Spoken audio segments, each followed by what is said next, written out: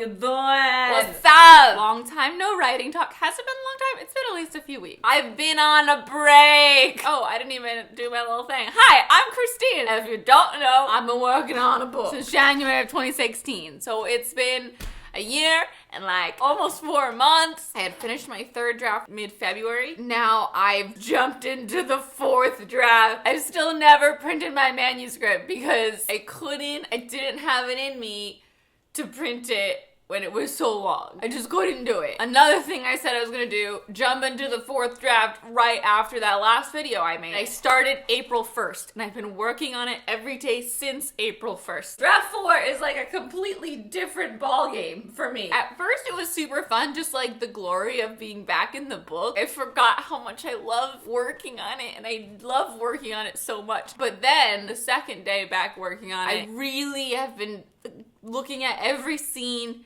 and being like, does this help my story along? Like, do I need it? I was moving really slow in the beginning there. Every time I got something, I was like, I hate leaving you behind. It's the water and the wine sort of analogy, where like, if you water down the wine, it's not as good. I went into this 4th draft with 138,700 something words. I'm down to 135,000, so progress. I'm just gonna keep on keeping on. I feel like the Grim Reaper coming for the words. Every page I'm at, I'm like, what do I need to slice here? I'm like a reluctant Grim Reaper who doesn't like their job, but like has to do it. I really thought I understood the phrase like, kill your darlings.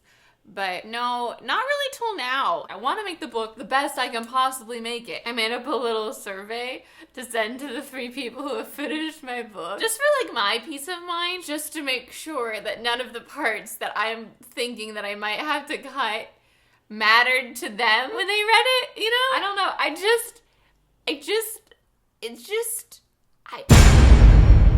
3 days later. And I'm dying. So my agent really wants me to try to get it down to 100K and then assess from there. And I am going crazy. So I spent literally the little as 2 days just reading the first half of my book, because there's like a clear midpoint, and like going through it and trying to see what I could cut. Literally after going through it 3 times, okay, I had cut it down to 74K, and there's no way. I'm just feeling nauseous. I'm just like, it's just like, if I get it under 100K, it's gonna be different. It's not gonna be the same, it's not gonna be the whole story that I wanted to tell. This is just one book. It's not 2 books. There's no sequel unless I split it and I'm freaking out, you guys. I'm freaking out. I'm trying to take, like, I know this is like sound advice. I literally was up till midnight last night editing, just like staring at it, and I just did it, reading through it like again and again and again. First half, okay? I haven't gone to the second half because I know the second half is shorter than the first half, but there's less that you can cut in the second half. I have 3 versions right now. I have like my 4.0 draft. So I was trying to chop down my regular thing. Like I was chopping as much as I felt that I could chop and also maintain the integrity of like the kind of story I want to tell. Then I have another version of it called Super Chopped 4. And here I was like taking out everything that like, in my mind I could possibly take out, and it's still that story that I want to tell, right? That was when I got down to 74K. And I knew that 74K isn't half of a 100K book. So I opened up a new doc because literally I felt nauseous cutting anything else. And this new one's called Super Chopped Extreme 4. And like, it's hurting my soul. Like, I'm just like, I don't know what to do. I'm gonna obviously sit on this for longer than just 3 days because, you know, I'm going crazy. I'm losing it. And I'm gonna go through the second half and do the same thing and see if I can get to a more usable word count. Every single time I cut something that I really want in there, I'm like adding it to a list and then doing a little mini description of why I think it's important and should be in there. I am losing it. Like, I was just laying in bed last night being like, hey, just like reliving the first half over and over again and being like, I'm in a hurricane of book emotions. I want it to be the best book it can be, but I also want to maintain the integrity of like the story I want to tell and the feeling I want that story to have when you read it. I just got back from yoga and it was like really nice. It helped me kind of like mellow out a little bit because this morning I was just like, writing a book is hard. This is like the hardest part of my book writing process thus far, but we'll see at the end. We'll see. This is just me right now in this moment. Everything's gonna be all right. Everything is gonna be all right. Everything is gonna be all right. Be strong, believe. Everything is gonna be all right. Everything is gonna be all right. Everything is gonna be all right. Be strong, believe. Ravenclaw 19 asks, which Hogwarts house is the main character in? I think I've talked about this. She is Hufflepuff. Do you prefer to write barefoot, in socks, or in slippers? Actually, since I injured my knee last year and I have like super high arches, I don't walk around barefoot like ever anymore, except at yoga. I have these orthotics. I've been going to this Starbucks, the same Starbucks, every day since January of last year, since I started writing this book. Some people know my order, but like it's a big rotating staff, so like not always. Like sometimes I'll come in and be like, hey, Christine, the usual, and I'll be like, yep. Okay, today I walk into Starbucks, literally, the girl holds up a cup, just nods, and I'm like, the girl at the register, I've seen her a lot, but like she always asks for my order, so I didn't know she knew it. She just rang me up. I literally was out of there in 30 seconds. Fastest Starbucks experience on all the land. They're cool over there. Also at yoga today. I go to yoga twice a week. For the most part, I go on Mondays and Wednesdays, and I have to go to the same class with the same teacher. And the teacher on Monday never like says anything to me, but the teacher on Wednesday is always like, great, Christine, good.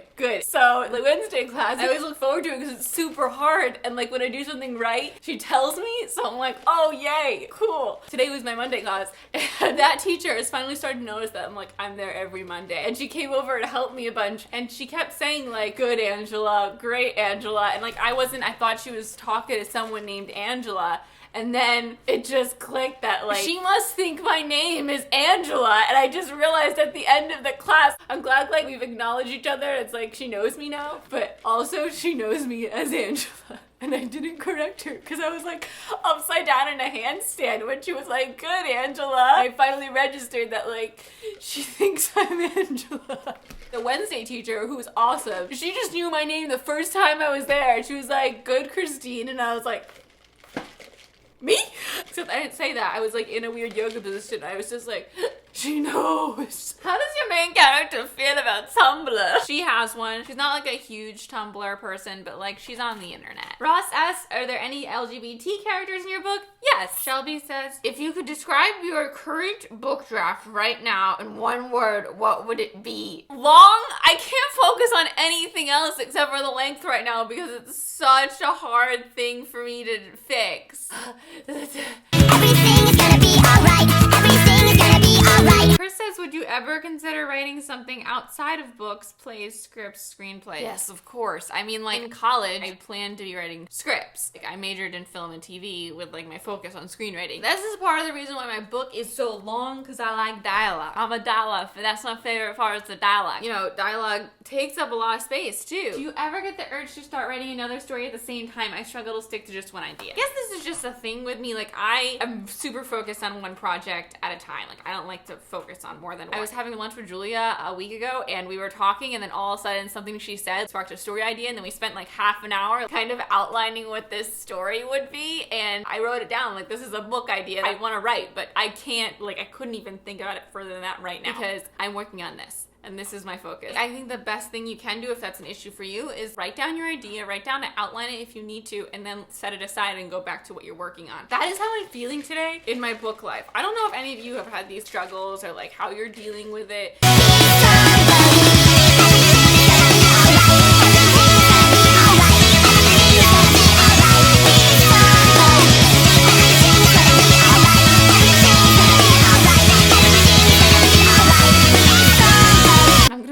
I'm obviously trying my hardest. Like, I'm taking all this feedback really to heart and really thinking about it all the time. I'm just struggling. We'll see what happens. Natasha says, do you eat bananas while you write? No, I don't. You know I only eat bananas when I'm not writing. You know when people say, like, I'm so extra, like, oh my god, this deodorant is so extra. Like, what are they talking about? What is this new fondled young person slang that I don't get? I'm so extra? Like, what, is that like an overachiever? Is that what that means? Do I need to Urban Dictionary this shit? Over the top, excessive dramatic behavior, way too much. Robert's behavior was extra when he refused to accept Anna's apology. It doesn't mean overachiever. I liked it better as overachiever. Like, this is so extra. Like, I don't think that deodorant is extra. I think that's good marketing because I'm looking at it. I'm looking at it and being like, damn, look at that deodorant. It's so extra, I want that. Oh, there's another definition. Being extra, doing too much, being pretentious, putting on a show. I want a show. I don't know. I just don't like it because I wasn't in on it in the beginning. I felt old when people were like, extra, extra, read all about it. I don't know what I'm saying. So as per tradition, I shall share a song from my writing playlist. You say that I'm messing with your head. All 'cause I was making out with your friend. Love hurts, whether it's right or wrong. I can't stop 'cause I'm having too much fun. What the hell? So what if I go out on a million dates? You never call or listen to me anyway.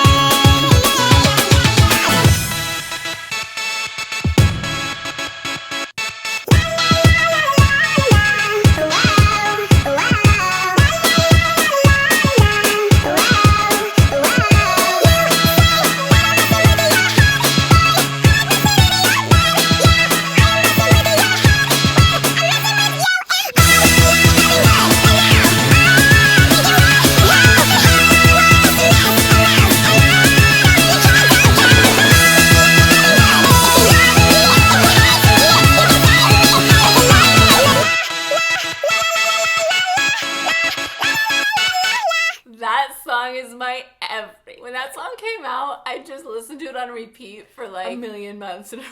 I'm Christine. Thank you so much for your support and listening to my book struggles. I hope your books and your projects are going well. Let me know in the comments how you're feeling, how you deal with stuff like this. I'd love to hear your thoughts. I'm Christine. I'm at XTeenMate on Twitter. I make videos every Tuesday. I will see you next time. Thanks for watching. Goodbye.